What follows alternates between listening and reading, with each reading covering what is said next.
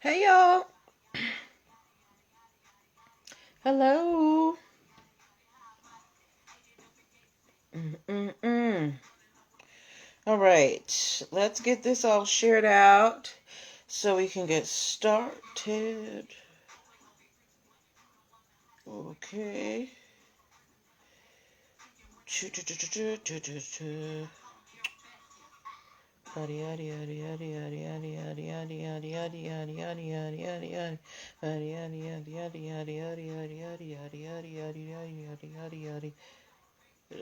da da da e e do e o e o. All right, we are all shared out on Facebook. Let's get ourselves over to Instagram.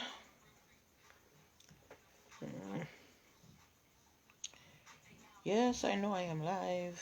All right, just don't do it. Pin that. Hello, hey Trista, how you doing, doll? Okay. Hey. Oh, warm Florida. I'm cold, girl. I'm tired. I need summer to arrive post haste. Tired of being cold. I wasn't built for this. I moved below the Mason-Dixon line to try and be warm, and I'm still cold.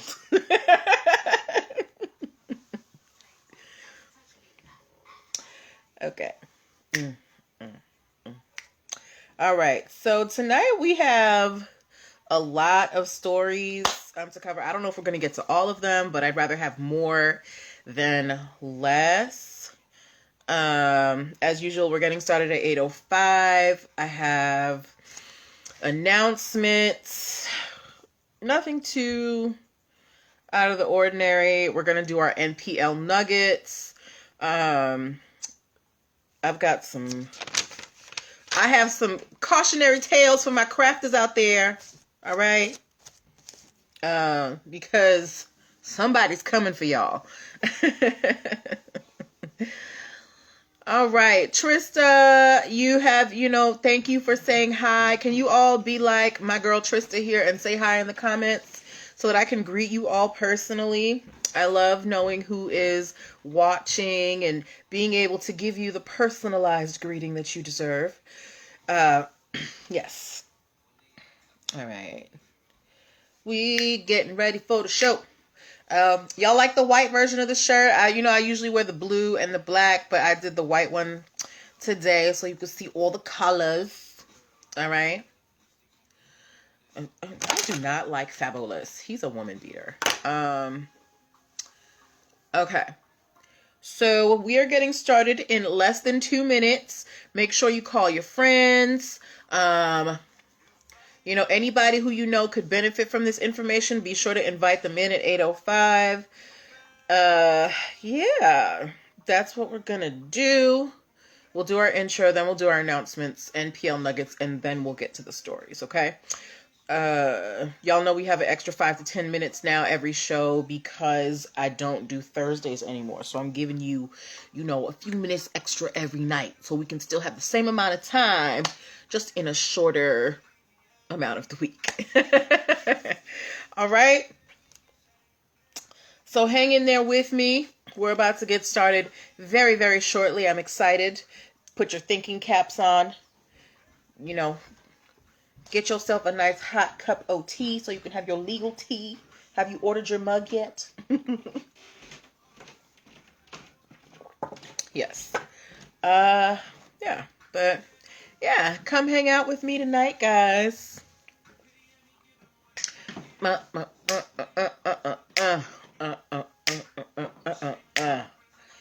Yes. Hi mom, hi dad, hi Joey, hi to all of my family members who watch, hi to all of my friends who watch, y'all the real MVP, and thank you to you guys who watch as well. But I always want to try to remember to say hi to my family. We can't be together physically, but we are still together in our hearts. All right. So I'm pausing the music because we're about to get started, guys. All right. Invite your friends. Invite them. All right. Welcome, welcome, welcome. Happy Monday, everybody. Welcome to NPL Legal Dish. This is my Monday through Wednesday live broadcast where I teach business and legal concepts using pop culture and celebrity news. If you don't know who I am, I'm Natalie Pierre-Lewis. I'm the host of the show and I'm the owner and operator of NPL Consulting LLC, a business formation firm. What that means is I help people like yourself get your business paperwork together. So things like registering your business with the state, getting your EIN numbers and DUNS numbers, contract templates so you don't get burned by clients and partners, basic brand protection strategies so people don't steal your business ideas, and hiring policies so you don't get sued for discrimination. I help you do all of these things. If you're wondering why I'm qualified to help you do all of these things, I'm so happy that you asked. I am a licensed attorney, have been one for 15 years and counting. I've started multiple businesses for myself and others, both online and offline. I've had many careers in the realms of entrepreneurship, the law, education, hospitality, and administrative support. And most important, I'm very passionate about making business and legal education as accessible to everyone as possible. Not everybody has the time, the money, or the desire to go to business school or to law school, but a lot of you have amazing business ideas, and if you're going to be successful, there are just some things that you need to know. There's no way around it, so that's why I'm here, okay? So if you are in the startup phase of your business, or you are thinking about starting a business and you don't know where to start, or you've even been in business for a little bit, but you just need some more structure, give me a call. Let's get you straightened away. If you want to talk to me, the way that you do that is you go to linktr.ee/NPL Consulting Firm. That is the only link in my bio on Instagram. It's all over my page on Facebook. There you will find a button that says book your one-on-one session. When you click that, if you are a first-time client, you have the option of picking a free 15-minute consultation, all right, with me, as well at linktree/NPL Consulting Firm. If you're not ready to talk to me directly, you can download the free Biz Launch cheat sheet that will help you choose and start your dream business in 7 days or less. As well at linktree/NPL Consulting Firm, that's where you can subscribe to the YouTube channel and the podcast so that if you ever miss an episode of this show, you can always catch up on it. I checked the numbers. I have like 318 videos on YouTube right now on, all manner of business formation topics. And at linktree/NPL Consulting Firm is also where you can get my video trainings and ebooks. So this month we're focusing on business entities. So you can get my business entities ebook for $9.97. We're going to go into that in a little bit. But linktree/NPL Consulting Firm is where you can find everything that's going on with me, including getting your NPL Legal Dish merch, y'all, the t-shirts, the mugs, they here, you want them, go get them while they hot, okay? Yes, but that's enough about me. Let's talk about the show. This is how the show works. If you are new, if somebody's watching this in the playback and they're like, what's going on here? The way that the show works is I pull stories from the news, stories from blog sites, stories that you guys send me, stories from anywhere that I can source them. And I choose the ones that have lessons that we can learn as business owners, and we talk about them, okay? So this is a time for you to be involved. Don't be shy. I want your questions. I want your comments, as long as they are respectful. As well, did I have anything else to say? Yeah, I'm going to be asking you questions, so, pay attention. But yeah, that's how the show goes. But this year, that's the basic structure of the show, but I've added a new segment this year, 2021, something called NPL Nuggets that we're going to start off with. What is NPL Nuggets? NPL Nuggets is a short, quick lesson on a business or legal concept that you need to know to be a real boss in these streets. It takes less than a minute, but it's just something for you to marinate on. All right. So this month, as we've been covering business entities all month, we have covered what business entities are. We've covered limited versus unlimited liability business entities. We've covered sole proprietorships and partnerships. We've covered LLCs. Now it is time to get, and we briefly talked about what a corporation is, but today we are getting into the nitty gritty of corporations. Today we are talking about C Corps, okay? So C Corp, the C stands for conventional. It is also controlled by subchapter C of the IRS code. It is Sorry, I can't even read my own handwriting sometimes. Okay, so it is controlled by subchapter C of the IRS code. Now, with a C Corp, management and ownership can be completely separate. So you can own the corporation, but not be working in it. That's what a lot of people do. A lot of these large companies, a group of people might own the corporation, but they don't necessarily work there. But they still own it, right? Another group of people manage it. So that is one of the things that you can do with a C Corp. The shareholders of a C corporation, they own a piece of the business, and then in terms of managing the business, you have a board of directors. Okay, a C corp is great if you are getting outside investors, because you can have an unlimited number of investors. So if you have 1,000 people that want to invest into your business, you can do that. Also, with C Corps, you get lots of deductions like health insurance and employee salaries. The downside of C Corps is that it is taxed twice. I'm not really going to get into the tax part because I'm not a tax professional, okay? But that is the skinny that you need to know on C Corps. If you want more information on the two other kinds of corporations, the LLCs, sole proprietorships, and partnerships, make sure that you pick up the Business Entities ebook. It is only $9.97. If you go to linktr.ee/NPL Consulting Firm, it is the first button there. Okay, so our NPL nugget is done. Now we're getting into the show. All right, are we ready? Are we ready? Are we ready? Are we ready?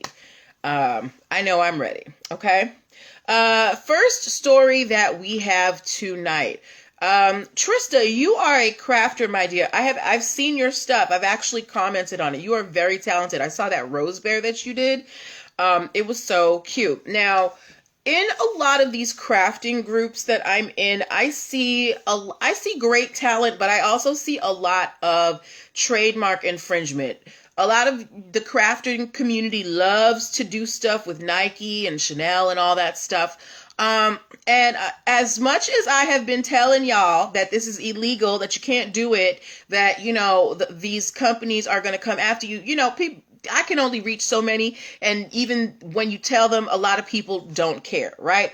Well, I'm here to tell you today that good old Nike, and if you didn't know, Nike also owns Converse. They are coming for you, crafters. They are coming for you, boutique shops that sell knockoff items. Nike has launched lawsuits against 589 websites, 676 social media accounts, and 100 unidentified companies for selling counterfeit Nike and Converse goods. Okay, Nike said, look, everybody knows what the swoosh symbol means. Everybody knows Nike. Everybody knows Converse, and y'all are out here trying to make $1 on our name, and we are sick of it. So Nike is going after a lot of these websites. If you have an Etsy store and you are selling,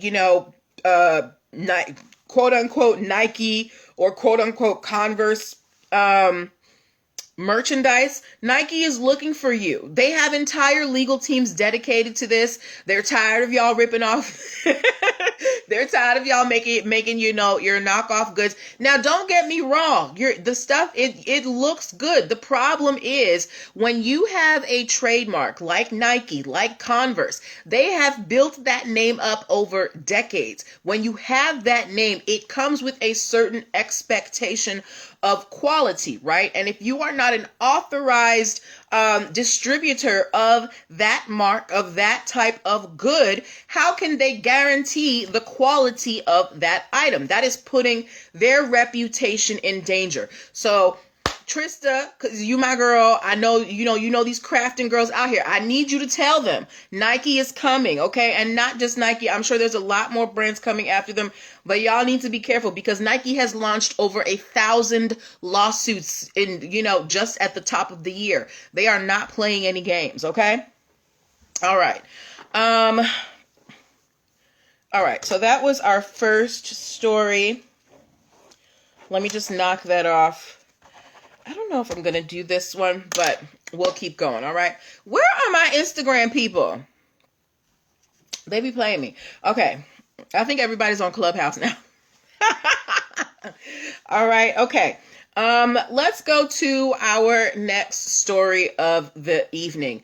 Trista, can you please tell me who is your internet and or cable service provider? Hey, Sincere39, how you doing? Thanks for joining us. I was just saying, where is everybody on Instagram? Sincere, you said you have Optimum, I think, for your internet. Trista, you love your fake labels. I mean, here's the thing. The person who purchases the fake goods is not the one who gets in trouble. It's the person who makes it. Trista, you have Xfinity. I had to let go of Xfinity, girl. The bill was going up and up and the service was going down and down. Sincere, I think you said you have Optimum for your internet, right? Now, have you guys ever heard of Cox Communications? Okay, if you have heard of Cox Communications, please give me a C in the comments, okay? Yeah, it is expensive, and I don't even watch, regular TV like that to necessitate that big a bill. So I switched over to Verizon and I just got the internet and I do all streaming. So I'm a cord cutter, right? Okay. So if you have heard of Cox you had Cox years ago. All right. You've heard of them, but they aren't in New Jersey. Okay. Well, Cox is in kind of my area. They're in New Jersey and I believe DC, but not in Maryland. But if you did not know, Cox Communications was recently hit with a billion with a B, y'all, was hit with a $1 billion verdict, not because of anything they did, but because of what their customers did.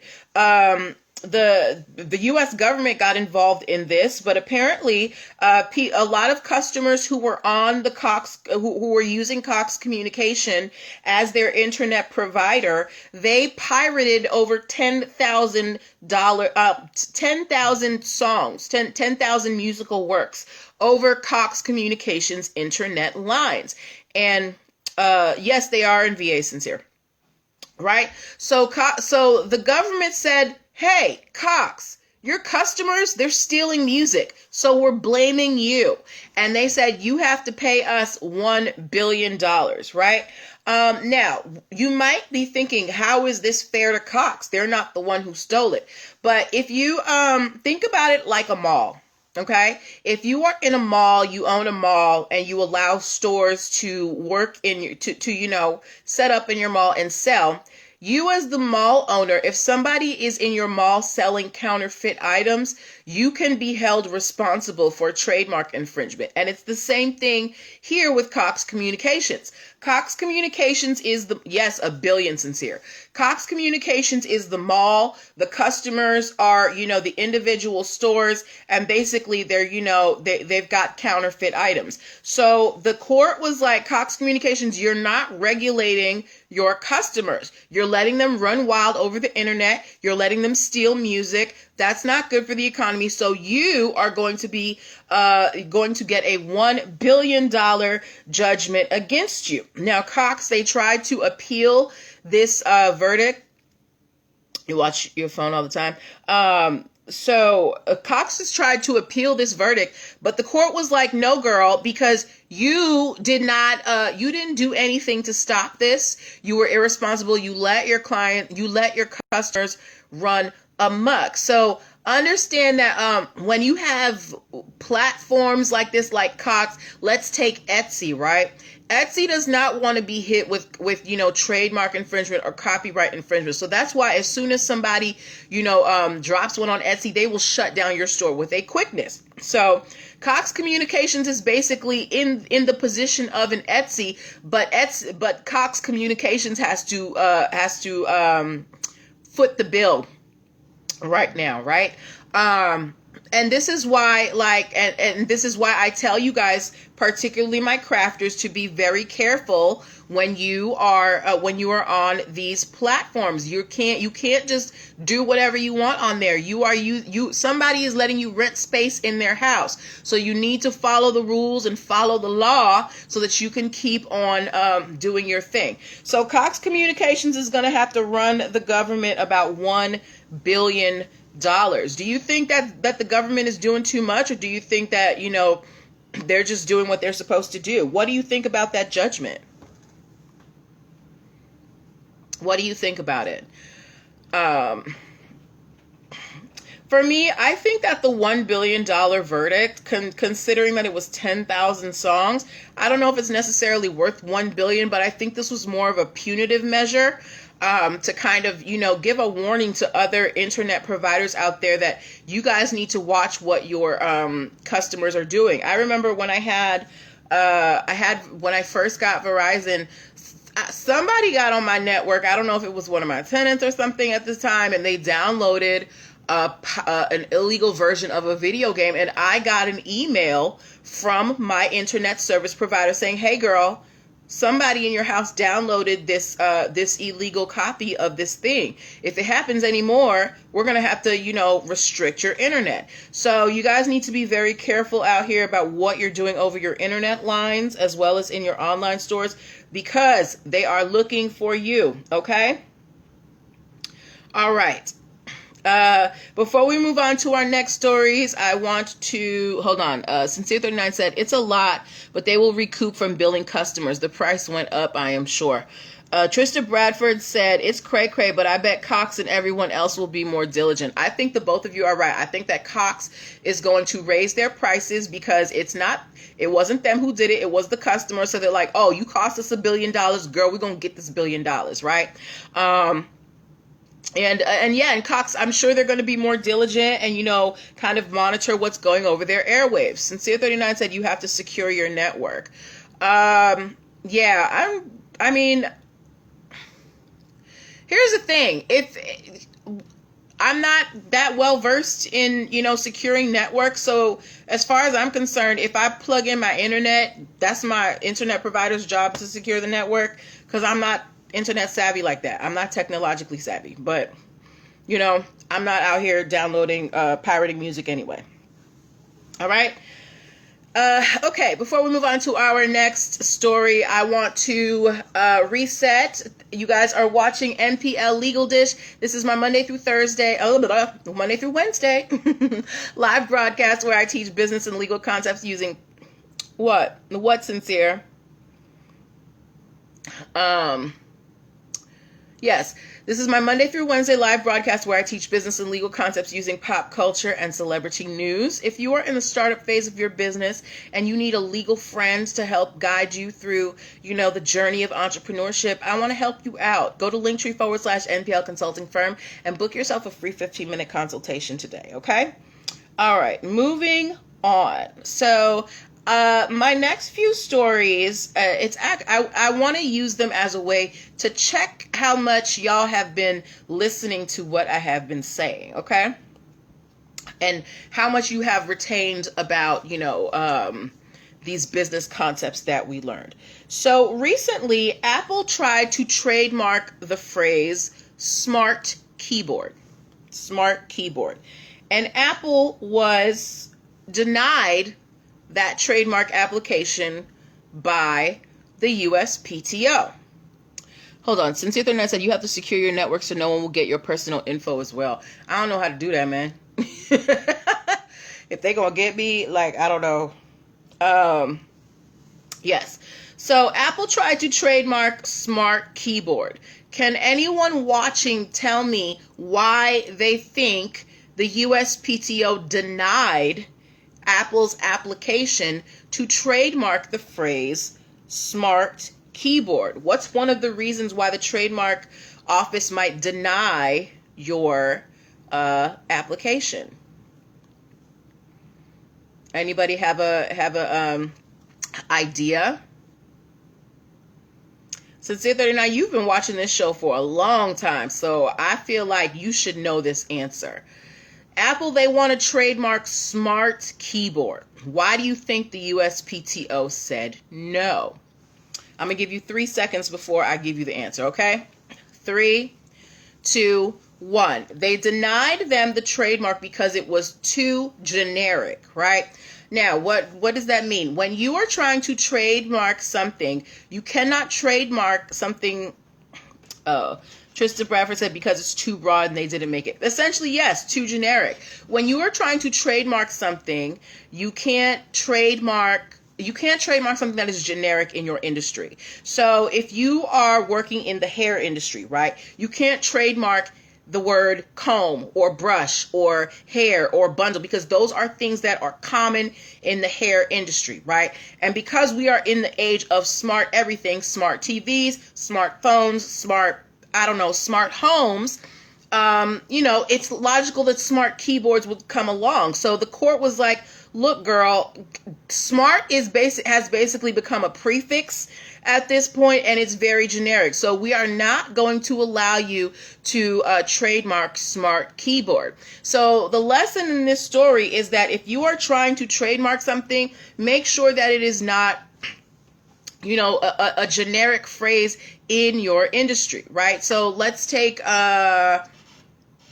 if I was doing, some type of construction business or power tools business, I couldn't trademark the word wrench. I couldn't trademark the word, drill, right? Because those are tools of the trade. Those are things that everybody knows in the industry. Now, if you do it outside of the industry, so think about Apple computers, right? Apples have nothing to do with computers. So that's why Apple can use the term for their business. But if I am an apple farmer, I cannot trademark the word apple for my apples. Okay. Hi, One Smoke West. All right. So Apple did not get to trademark smart keyboard because it's too generic. Okay. So keep that in mind. If you are going to trademark something in the future, you don't want it to be too generic. You want it to be something that is very custom to you, that nobody can say, girl, everybody says that. You can't trademark that. All right. Okay. Moving on to our next story of the evening. Now, the previous story, they got denied because what they were trying to trademark was too generic. I have another story of someone who was denied a trademark, and Sincere 39 said, didn't they trademark their smart pen? I'm not sure. I would have to look that up. I'm not sure, Sincere 39. It may be the fact that keyboard is something that is just, kind of inherent with the technology industry. Every computer has a keyboard. Every laptop has a keyboard. You can buy keyboards. They're generic in the technology industry, right? I don't know. But I'm not sure if they've trademarked smart pen. Anyway, but moving on to our next story. So there is an outdoor wear company in Minnesota called North 61. Now we all know Minnesota is cold. It gets cold over there, right? So you've got a company there that's making, very, very comfy, very warm coats. And they call their company North 61. And they try to trademark the name North 61 for their outdoor wear company. Their application was opposed by a company in Iceland. The name of their company is called 66 Degrees North. Since it now said cold in Minnesota, right? Okay, so yeah, so you got this company in Minnesota. They want to call their company North 61, this company that makes really warm coats, right? But then you have this company in Iceland. They make really warm coats too, and they're called 66 Degrees North. Why do you think that this Minnesota company, North 61, was denied their trademark for North 61? So we know that our previous case was denied for genericness. We have North 61 being opposed by 66 Degrees North. Why do you think North 61 lost? Why do you think they lost?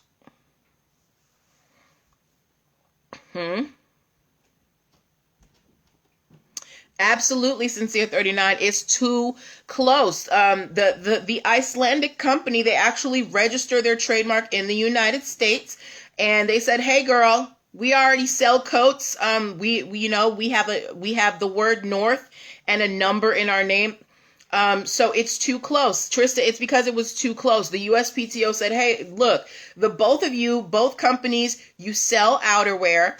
The Icelandic company, 66 Degrees North, they're in the US too, so they got their trademarks, squared away in the United States. And Minnesota's North 61, they came after them. So the court said, look, Iceland beat you to it, girl. 66 Degrees North and North 61, those are too close. There is a possibility of confusion. You're in the same industry. So the USPTO denied their trademark application. So do you think the USPTO got it right, or do you think they got it wrong? Should they have allowed North 61 to be trademarked, or were they right that it is too close to 66 Degrees North?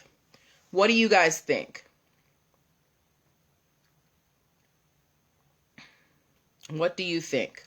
I think they got it right, because it's just, while I don't know what the designs look like, I don't know what their logos look like, the fact that your names are so similar, in my opinion, if I'm talking about it, I think that there is a possibility of confusion there. Sincere 39 said, yes, they got it right. Right? Like, I totally agree with you. I think they got it right as well. So Trista said it's too close too. Yeah, it's definitely too close. So that's another thing that you want to look out for when you're trademarking. Make sure that your business name is not too similar to someone else's. So you may have to do a diligent search. Don't just look in your state. Check nationwide. Check worldwide if you have to. All right? Because, again, the world is getting a lot smaller. So there's a lot more, ideas overlapping in time. So you just have to be careful. All right. And then the last story that we are covering for this evening, and then we will go into Q&A. If you are a gamer, please give me a video game controller emoji. Give me the video game controller emoji if you are a gamer. If you're a gamer, give me the video control emoji, the video game control emoji, okay? Now, you all know I'm not a gamer. The only game system I ever owned was the very first Super Nintendo. I never beat Super Mario Brothers. I don't do video games except for Candy Crush, right? But we all know that gaming is a very, very large industry. They make billions and billions of dollars. And the companies are they're very proprietary over their things, right? So they make sure that, thank you, Sincere 39. So they make sure that they get, their copyrights and their trademarks for everything so that they can control how their information is getting out there. Well, Nintendo is using their copyright to take down videos on how to hack a new game of theirs called Game & Watch Super Mario Brothers. It's a handheld game. Sincere 39, have you heard of Game & Watch Super Mario Brothers? It's like a handheld console. Have you heard of it? Have you heard of it? I don't know anything about games, so I don't know what's coming out. But Nintendo basically said, look, we don't want you in there. People are on the internet teaching other people how to hack into the device, and who knows what they're going to do with it. So Nintendo is, hey, King Tax Services. So Nintendo is using their copyright rights. Your copyright gives you the right to say how your work is used, who can do it, who cannot. To say, hey, we don't want people teaching other people how to hack into our products, right? So do you think that Nintendo is doing too much, or are they just, protecting their systems, protecting their environment? Do you think that they're, using their copyright in a malicious way, or are they just trying to protect themselves? What do you think about Nintendo using their copyright to take down videos teaching gamers how to hack their handheld console? All right. Now, I don't know what hacking entails of these consoles. Yeah, they have pulled YouTube videos since 39. They have not pulled all of them. but they have pulled a significant number. There are still some that can be found, but Nintendo is slowly but surely going after people and trying to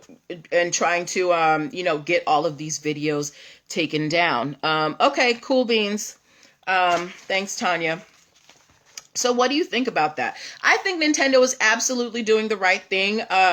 You're on the internet teaching people how to basically, take apart my device. No thanks. Sincere 39 said no one else has done it, but it's their trademark. I understand. What do you mean no one else has done it? Taken down hacking videos? No one else has taken down hacking videos? Trista said she thinks they did right. You said you understand, Sincere 39. I totally understand as well. We went through all this trouble to design this, console, this handheld console, and you're teaching people how to mess with it. No, thank you. Who knows what that might do to their system? Who knows what that might do to their coding? It might, who knows? Maybe they might reverse engineer it and come up with a competing product. Nintendo does not want that, so they are using their copyright to take down these videos. You said no one else is taking down videos. So this is a thing, like teaching people how to hack into consoles and things. I don't know, Sincere 39. Anyway, but yeah. So Nintendo is, looking out for you hackers out there, teaching people how to hack their games. All right. Yeah. So those were the stories that I had for you tonight. We talked about Cox Communications and their $1 billion verdict, like Apple did Samsung. Apple and Samsung were kind of, I can't say that's apples to apples, because Nintendo's kind of going after individual people, whereas Apple and Samsung, they're these two huge conglomerates, But yeah, we talked about Cox Communications and their $1 billion verdict. We talked about Nike and Converse coming after all of you people selling counterfeit Nike products. We talked about Apple trying to trademark Smart Keyboard, but them being denied because it was too generic. Trista Bradford said, "Oh, when it voids the warranty, people going to be big mad." Right. Because if you mess with it, then the warranty's over. Sincere 39 said reverse engineered. Yeah, maybe reverse engineering, who knows? And Nintendo doesn't want that. So, what else? We talked about Apple being denied Smart Keyboard because it's too generic. North 61 got denied because it was too close to 66 degrees north.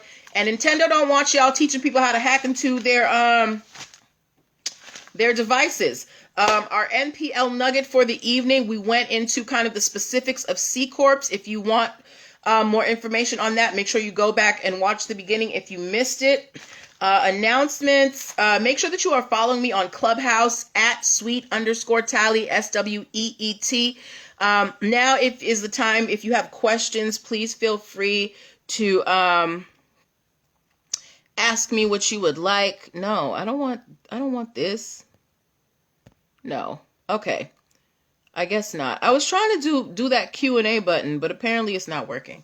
Anyway,